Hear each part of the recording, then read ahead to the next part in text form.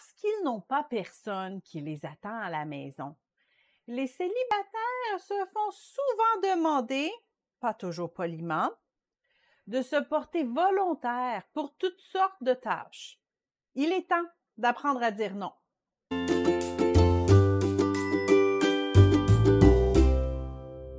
Dans certaines églises, les célibataires ne peuvent pas exercer aucune position d'autorité, mais ils sont utilisés pour la louange du dimanche matin, incluant les répétitions du mercredi soir, l'évangélisation du vendredi, les études bibliques du mardi et le service à la banque alimentaire du jeudi.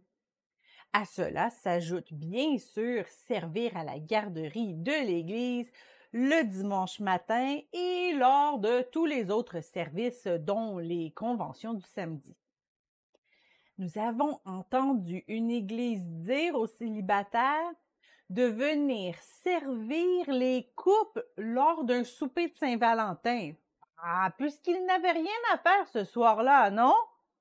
Il est temps que cette exploitation cesse. Servir Dieu est la meilleure chose que nous pouvons faire. Mais même dans notre enthousiasme, il faut savoir prendre le temps de demander à Dieu si c'est son désir pour nous de faire telle ou telle tâche. Nous pouvons avoir les meilleures intentions du monde, nous pouvons servir Dieu par amour pour lui, mais ne pas être dans sa volonté en faisant tout ça.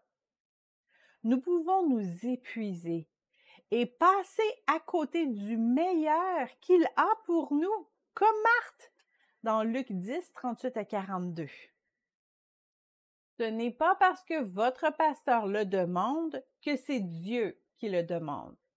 Il est de votre responsabilité d'en parler avec Dieu avant de prendre un engagement. Vous avez donné votre vie à Dieu, non pas à votre Église.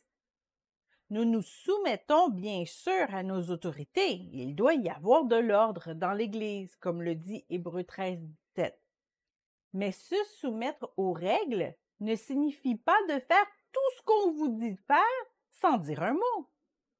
Car parfois, il est demandé beaucoup à des célibataires sans qu'il y ait une vérification de leur agenda ou même de leurs intérêts, leur appel ou leur rêve.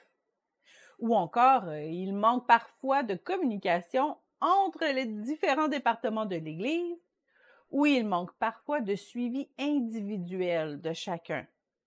Voilà pourquoi il est toujours important de consulter votre berger, Christ. Que votre parole soit oui, oui, non, non.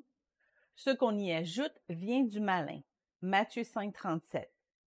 Vous pouvez dire non. Certains célibataires ont besoin d'apprendre à dire non. Et d'autres célibataires, c'est le contraire, hein? Ils ont besoin d'apprendre à dire oui et à s'impliquer davantage, mais ça, c'est un autre sujet. Avant d'accepter de rendre un service, consultez le Seigneur. Il connaît tous les détails de votre vie et il s'assurera de garder un bon équilibre dans votre vie. Il s'assurera que vous aurez assez de temps libre pour être seul dans sa présence, pour vous reposer, pour travailler sur vos défauts et vous améliorer, pour soigner vos amitiés et même pour avoir le temps de chercher un ou une partenaire. Les humains ne connaissent pas tous les détails de votre vie, mais Dieu, oui. Apprenez à le consulter avant d'accepter un engagement. Apprendre à dire non, tout un défi pour certains célibataires. Parfois, cette difficulté est liée à un manque d'estime de soi ou par crainte de créer des conflits.